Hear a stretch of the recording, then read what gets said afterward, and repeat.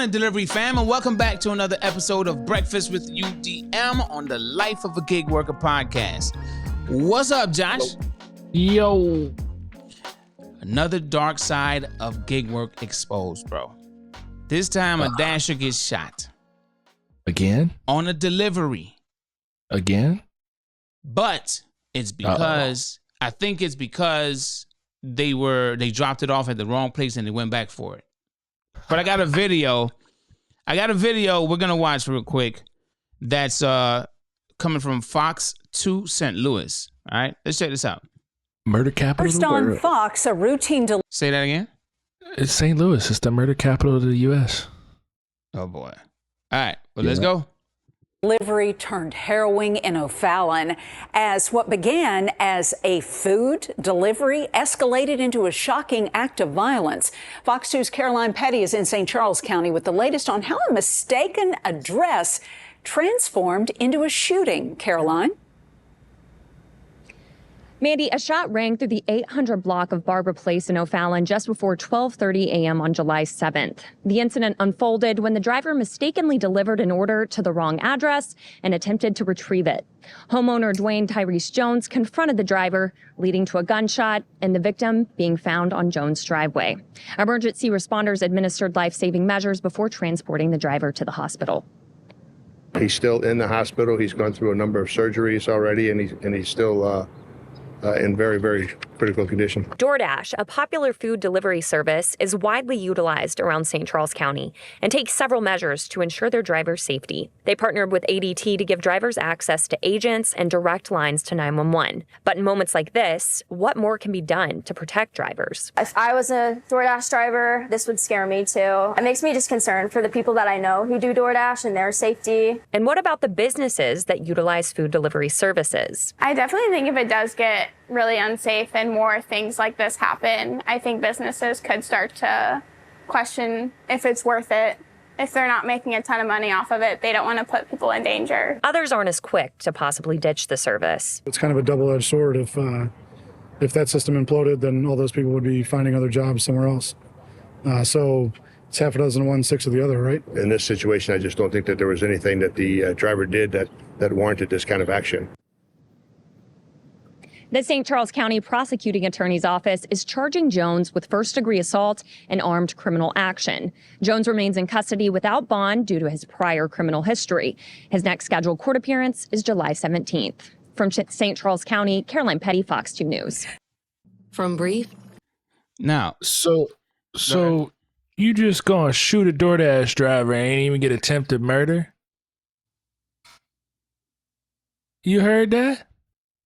I mean, they didn't list out all his charges, did he? Yeah, she listed all the charges. I mean, you think... And he had prior criminal... Oh, my... See, this is why... St. Okay, Louis I heard... Okay, I remember hearing that. Okay. Wow. Maybe there was probably... Well, no. No. What could be the reason a person comes out, sees a dasher, and just decides to shoot them? What could be the reason to shoot? I mean, there was a mistaken delivery address. So, I mean, there is like the whole probable cause of stand your ground, self-defense, things of that nature. But at the same point in time, self-defense. I just want to make sure I focus on that right there. But even the dasher, what is he holding? A fucking food bag? What are you going to do with you? He gonna give you the hellacious smell of moldy food? Like, but listen, where I'm coming from it, okay, so for instance, right, you deliver to the wrong address and then the person comes back, or I'll just put it this way, right? I don't know what happened, but I'm just kind of like playing this out in my head. Someone delivers to my door. I'm like, what is this? All right. I go to the door. They already left or they're on their way gone. So now I go and I see his food. I bring the food into my home. Technically, it ain't mine, right? And now I get a knock on my door. It's this driver again saying, hey, I delivered to the wrong address. Can I get that food back? Now, a lot of people in 2024, come on, Josh, They ain't giving that food back. What food you talking about, bruh? Yeah, no food. Bro, mistake number one is when I delivered to the wrong address. If that food ain't by your doorstep, I ain't knocking on your motherfucking door to come get your shit back. Hey, I'm just playing out this scenario in my head, though. Like, what could cause a confrontation where a gun needs to be drawn? You ain't getting this food back. Come on. I'm just trying to get my money. I ain't trying to get no violation. You see what I'm saying? I'm not making fun of the situation because I know somebody that knows the dasher, right? But I'm just looking at it like, what could have caused this to escalate where the person in the home pulls a gun? And I'm just playing it out where people receive orders that's not theirs, and then they throw a whole, like they act like it's theirs. I remember watching a video. Someone caught their neighbor, apartment neighbor, not a house neighbor, okay? Right across the hallway, okay? They caught them on their Ring camera taking their food. The dasher didn't want to put it on the ground, so they put it on the railing of the staircase or the stairs, right? And it stayed up there. Then they saw the neighbor come up, and they were looking at the order. I guess they saw the name, took the bag, and walked into their apartment. And then everybody in the apartment, I guess boyfriend, girlfriend, whatever, they're defending the fact that they took the food. And this person had a TikTok. They posted it all over TikTok, part 1 through 14, I believe. Okay. Gotta love them 1 minute videos. Because they made it a whole petty thing. And that neighbor they said that they were gonna, put hands on her and stuff like that. You know what I'm saying? And it's all over them taking his order. You see what I mean? But here's my thing as a delivery driver, we're already in danger out here knocking on people's doors that we don't know. And if you make a mistake, you make a mistake. Take the violation and run with it. You know what I mean? You're gonna get one eventually. You're gonna be tired. You're gonna make a mistake. You're gonna read the wrong address. Yeah. There ain't no sense in going and knocking on somebody's door. When I worked for Amazon, bro, I would be delivering to some of these banjo style towns. And when I say banjo, you hear the banjos. Like soon as you pull up, you think if I realized when I got back to the van and I had just walked a half a mile back to the van to get in the van and go to the next one and I was at the wrong house, do you think I'm going back to that driveway? Hell no, I ain't walking an extra half a mile. DNR it out. They'll get a refund. Oh, well. Yeah. See you on the next one. I remember I had a situation where it was a really nice house. And the guy was like really aggressive, though, because he didn't place an order. And I was on his property. He was like really aggressive. It was a really nice house. What's a step down from a mansion? What would you call it? A house? I'm just saying. Step a big down. Ass house? You got the single family home and then, a big ass house. We'll call it a big ass house. So the house, the big ass house was nice. Okay. Lawn, everything nice and cut, bushes trimmed, everything is good. Nice. I knock on the door and they answer the door and they said, "Excuse me, what are you doing here?" And I said, "I'm just delivering this food." Because it wasn't at that time, it was before COVID. All right. Yeah. So there wasn't any leave it at the door. There wasn't any of that. It was just, I was at the wrong address. I was at the right address, but someone placed the order and put that person's address. And when I knocked on the door, he's like, the whole vibe was just like, "What are you doing here?" Right. And then I said, I'm delivering an order to this house. I have this name. And they're like, "They don't live here. Wrong address." I was like, okay. Like, I don't know why they chose my address, but this is not the address. Can you get off my property, please? Okay. Walk my happy ass back to my vehicle, bro. Like, in that case, there are some people, man, that just don't, they're very territorial. And I'm saying this because I'm that way. I'm not that way if someone knocks on my door, right? But I remember some people will probably like feel some type of way about this, but I remember there were some kids, you know, like ding dong ditch, right? Oh, yeah. I don't have a doorbell, but bro, I have a glass. I have the door, the type of door where there's a glass that, you know, I want to say maybe like 2 feet or maybe 3 feet of glass in the middle of the door. I don't know what kind of door it is, right? So these kids, man, in the neighborhood, they came, they bang on my door. I hear them laughing and then they run off. I'm just like, oh, they ding dong ditching, right? But bro, they did it like excessively. And then they like kicked the crap out of my door. I'm like, if these little mofos knock my damn door off the hinge, I said, that's it. I walked out. I saw them running. They trying to run and hide behind cars. I went straight to my neighbor's house, not the one next to me, but I went straight to where I saw them running to. And I said, listen, I have no problem with kids playing in the neighborhood, but when they banging on my door like it's about to knock it off the hinges, I got a problem. They got in trouble, and I never saw those kids again.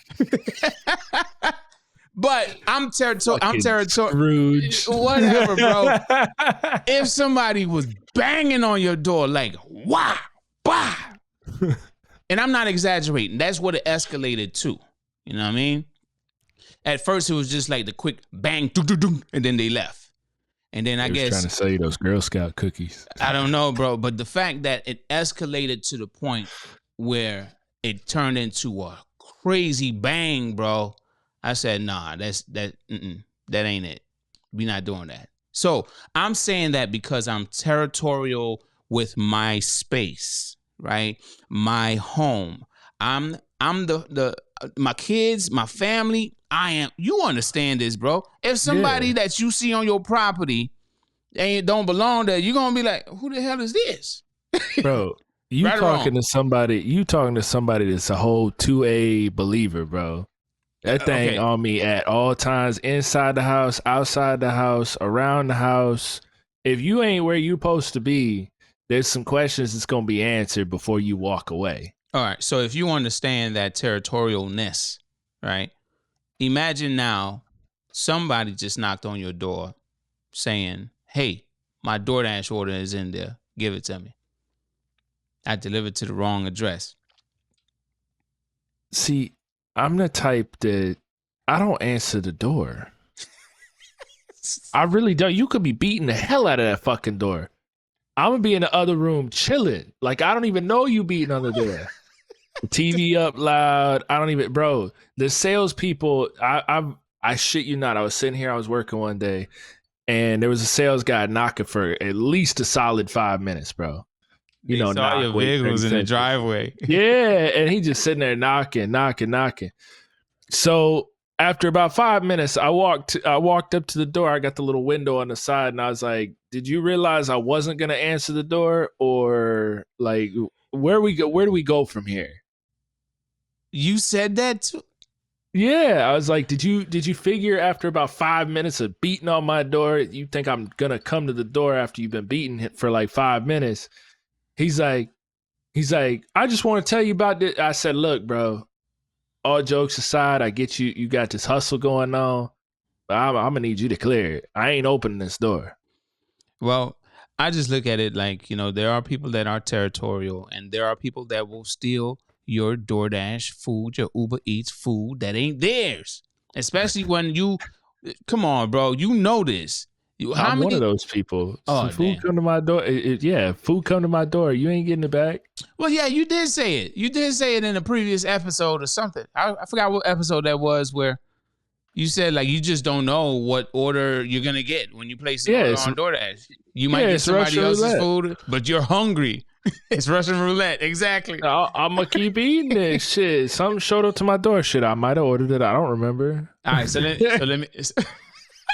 He said, I might have ordered it. Hold up. All right, so let me ask you this. Now that you are in this state, right, where you placed an order. Let's just use your scenario as an example. You placed an order and you got a completely different order, and now this driver comes back to your door talking about, I delivered to the wrong address. How would you handle that? So I know you said you're the type to not answer the door, but in that case, maybe you do answer the door. How would you handle that? See, if it was a situation where I just looked in the bag and I'm like, shit, this is my wrong order, and then I hear a knock at the door, I'm gonna take the food with me and be like, you got my food for me, or what's going on here? Because if you ain't got my food, you ain't getting this food back. Hold on. Let's role play real quick. Ready? All right. Yeah. Here we go. Yo, is that? Yeah. So I just delivered a DoorDash here by mistake. It was the wrong address. Can I get it back? You got my food for me? That's the only order I had. Oh shit! I guess you're gonna have to clear it, homie. This my food now. But if I don't deliver it to the right customer, I'm gonna get a contract violation, and I could possibly get booted off the platform. And this is my only source of income. You should have read that order ticket before you brought it to my door. Come on, please. Can I get the order back? Look, bro, I'm a call them and I'm gonna tell them that I took the food and I didn't want to give it back to you. But this my food now, because otherwise I'm gonna have to wait. I'm hungry now, so I'm gonna have to wait for another hour and a half before one of you show up, and I might get the right food. Nobody want to hear all that. All right, I'm just playing. But Deuces, slam door. No, but honestly though, how I would handle that situation, like for instance, I kind of like just yell and stuff, but that's not how I would handle it. I would have been like, if I did knock on your door and you told me no, I would have just turned back around and been like, okay, I believe you.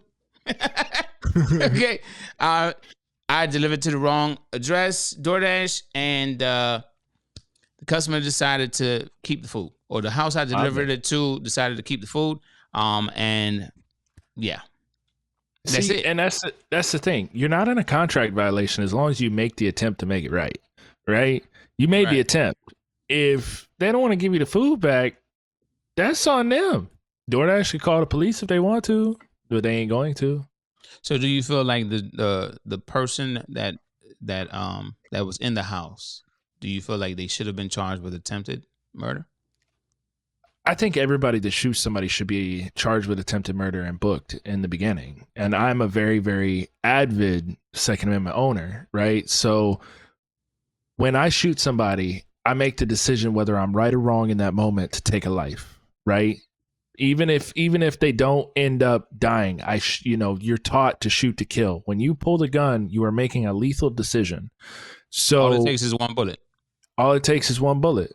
Sometimes even half a bullet. You know what I mean? So in this particular instance, should he have been charged? Absolutely. Now, should the evidence go where it goes? Absolutely. If he was in the right, then he should be let free. His gun should be returned to him. But until that time occurs, he should have to go through the due process just like everybody else. I'll take it one step further. Everybody in this world wants equality when it comes to the laws that are basically enforced on everybody. That includes police, that includes your local government, the local celebrities, everybody. So if I have that expectation for me or any Joe Blow on the street, I have that expectation for the president, I have that expectation for any police officer, local government, whatever the case may be. You should be charged for what occurred, right? And then the evidence should go where it goes. Because anytime you shoot somebody, I have a little card in my wallet. I think my wallet's in the car. But I have a little card in my wallet that it's like a script. And it's through USCCA. And it basically says that I am, when you call 911, I have been involved in a fatality incident and would like so-and-so to my address. And then it goes on to say, when they show up and they arrive, immediately surrender your gun and yourself and immediately ask for an attorney and present this card to them, so that they can call your attorney. And basically, they teach you in the concealed weapons class to expect to be arrested when you make that decision. Expect to be arrested. Yep. Because they obviously it's one person's story, right? Because they can't verify the other person's story. They're laying there dead. So now the evidence has to go where it goes. And in this particular case, they basically gave the guy a slap on the wrist, and he had previous criminal charges, which could have been violent criminal charges. Yeah, they didn't list those. We don't know what those are. Right. And that's what I'm saying. He could have been an illegal gun owner. He could have been, some sort of convicted felon, of violent tendencies. We don't know. Right. And that's part of the problem when you have these metropolitan areas like St. Louis. I said it before the video even started. They're the murder capital of the world. And they're the murder capital of the world because of shit like this. If you're not going to take it seriously and charge the people how they're supposed to be charged, how the fuck do you expect to make a change? How are these drivers supposed to be safe? At the end of the day, that's the dark side. The dark side is you are basically in the line of fire by everybody, and there's nobody to help you out. And now these business owners are having to take the hit because of everything going on. Like, these business owners are concerned about their own reputation by allowing the DoorDash drivers to go out here because they feel indirectly responsible. Bro, you're unpacking a lot. And I don't have much of a rebuttal. I have nothing to say. I don't disagree with anything that you said. Even down to like holding certain people accountable, like police officers that do wrong, right? Or politicians, or anyone that's doing something wrong. The citizens, they would love to hold that person accountable or see them be held accountable for their actions or whatever law that they broke, even with like what's going on with Trump being convicted. You know what I mean? Like, there's people like, yeah. You know what I mean? And now even that whole thing with like the shooter, the whole backstory on that, a lot of people feel like, oh, it was that shooter got what he was supposed to get or whatever. You know what I mean? 1,000%. But like I said, at the end of the day, if change is going to occur, it has to occur at the highest points. It's not going to come from us.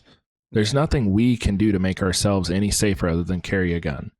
But when and it's all about the image too. When you have these people that aren't properly charged for shooting a DoorDash driver, it puts an imminent target on each one of our backs every time we carry that hot bag. Every single time. And it's because now they feel like, oh, I could shoot and kill and rob a DoorDash driver and all I'm going to get is assault. Like, you get what I'm saying? Like, it's the image. When I was a general manager at Domino's, we had certain areas where I told the drivers, I know we have the car toppers over here, hung up, like mounted to the walk-in freezer, but you're not putting that on your car because it's a rolling target. We're in a bad neighborhood. We're delivering to bad locations. There's been, I don't know how many robberies over the past couple of months, and the cops aren't doing anything about it. So I'm going to do something about it. You're not going to be branded as a delivery driver. You're going to show up and it's going to look like you're carrying out your own pizza, going to your own house. You're going to park in a parking spot. You're going to turn off your car and you're going to walk it to the door as if it was your own order. No hot bag, no Domino shirt, no black pants, no nothing, no car topper. I didn't let them do any of that. And it's because of the same image. The cops basically were like, oh, well, maybe he shouldn't have left his keys in his car. Oh, well, maybe he shouldn't have done this. But what about the guy that, committed a violent act against him? What about that guy? Well, it was an easy target. It doesn't negate the fact something occurred. Yeah. And over a delivery. Yeah. Over a delivery. So remember I said self-defense. That whole self-defense thing needs to be taken very seriously because, like you just stated, right? And then I piggyback off of what you said. It only takes just one bullet to end someone's life. You know what I mean? So if it just takes one bullet, you need to let that be your absolute last resort because you are now in a position where your life is in danger. And I'm like, how is your life in danger over some food, bro? You know what I mean? Like, he delivered to the wrong address, and then he went back. Him going back is an attempt to get that food back. You know what I mean? It's an attempt to get that food back. And if he's attempting to get that food back, what could escalate it so much where the person in the home feels like my life is in danger? Blah. And now this person is in critical condition. You know what I mean? That's what I'm saying. There's nothing that justifies it. Nothing. At this point, I can't wait. I'm gonna follow this story because, like I said earlier, I know someone that knows the driver, right? And they shared this with me, and I said, man, I just hope he pulls through, because there's been time and time again, there's people out here shooting at dashers. I haven't put it in my song, man. I don't know if you remember it, but just in case some people don't, I'll just go through the lyrics slowly, right? Because I know you don't know it, Josh. Let me hear you rap it, Josh. Go ahead. I ain't got not a single lyric on it. All right. I'm in these streets trying to get my money. That's that dasher. I be working extremely hard just to make them hundreds. I'm bag running. Every day I pray to God that I make it back. Because we're under attack. That's why some of us stay strapped. Click, click, bang, bang is how the hammer sound. They busting rounds trying to put another dasher down. I said driver in the song, but click, click, bang, bang is how the hammer sound. They busting rounds trying to put another dasher down. And now this man is in critical condition over some food, bro. And I don't feel good about it. Obviously, you feel some type of way about it. You're an avid believer in 2A, right? Right? Second Amendment, right? I understand it. I understand it wholeheartedly. And I feel exactly how you feel. That's why I don't have much to say on it. It's an unfortunate situation that escalated. I wasn't there. It was just him and that other guy. But like I just said, there's nothing in this situation or this delivery that makes me feel like, oh my gosh, my life is in danger. Over a delivery, over some food, the only thing that I could think of is, I want this food, bro, and you ain't getting it. I mean, but I'm about to get a violation. Hold up. But all I can say is, I want this food, you not getting it, and now I'm thinking, man, it's already rough out here and I need this, and you trying to stop my money with this violation I'm possibly going to get. I don't want this violation. Can I get the food? It escalates. You know what I mean? And then probably was already strapped. You know what I mean? And that's the thing, bro. Like, and this is to the person that was inside. Why the fuck you ain't just close the door, bro? Why the fuck you ain't just close the door? Yeah, bro. Dang, it never had to escalate to that. And that's why I'm saying it should be attempted murder, because even though it escalated to that point, it did not have to. Yeah. If you felt your life was in danger by a fucking delivery bag, all you had to do is close the door. That bag ain't going through that fucking door. Ain't no way. And I hope he pulls through. But to all other dashers out there, leave these damn customers alone, man. If you deliver to the wrong address, take that as a loss. Take that as a L. It is what it is. You're going to make up the next one. You know what I mean? Just take that as an L. These customers on edge, and it's like nowadays you hearing just about the weirdest thing happening on these platforms, man. So just, if you're a dasher, get your money, do what you got to do to get your money. But if you deliver to the wrong address, then leave that shit alone. Don't even go back. It's only 100 deliveries until it falls off. So in my opinion, don't take it as an L as a loss. Take it as a learning experience. For the next 100 deliveries, I need to double check that address. Yeah. I need to make sure that I'm at the right spot. I need to look at my phone, look at the address. Yeah, it takes a couple extra seconds, but that couple extra seconds could just very well save your life. Literally.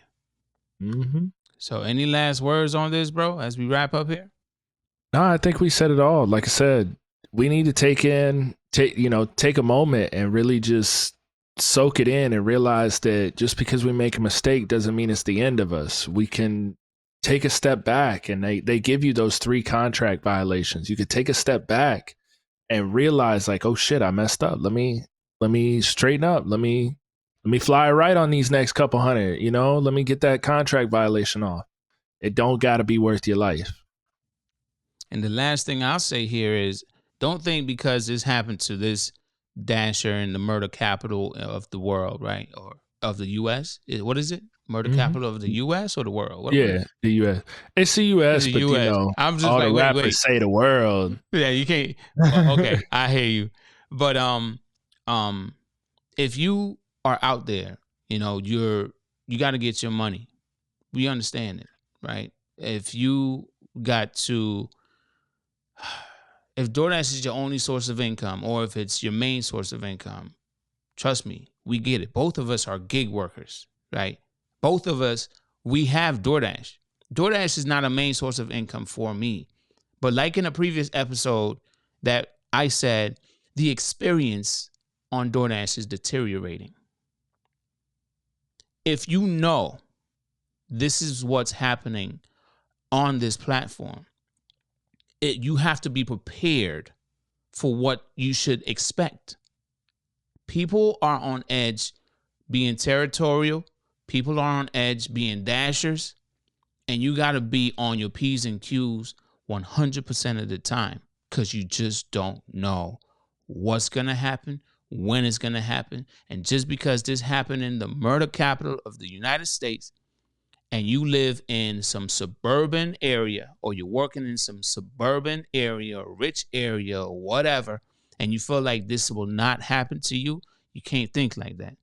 The minute you step foot out of your home, you get an order on your phone and you accept it, you go pick it up, and now you're going to deliver that. You don't know where you're going, what is going to be waiting for you when you get there. So always be on your P's and Q's. Always keep your head on a swivel. And that's all I really got to say, man. I just hope this young man pulls through. And that's all I got. This is one of those dangers, or the dark side that I can't speak on much more than this. And if he ever sees this video, hopefully, I don't even know if he would be willing to have a conversation about it. You know what I mean? But I'm willing to have him on. What do you think, Josh? Yeah, I would be willing to talk to him. I mean, like I said, I'd love to see the other perspectives. Yeah. At least hear the story from his perspective, right? Mm-hmm. Instead of what the news is reporting. So, yeah. Anyway, fam, let us know how you feel about this entire situation and just being a gig worker in 2024, the dark side of it. Like, have you ever experienced anything where you felt like your life was in danger? And if you made it out, how did you handle it? Like, what steps did you take to get out of that situation? I've heard stories of weapons being pulled on people. But I would love to hear what you have to say about it as far as like your story. So with that said, Josh, if you ain't got nothing else, man, I'm gonna let you say it. Deuces. It was louder than Kim. Oh yeah. What time it is, D-Fam? It's time to go get your money.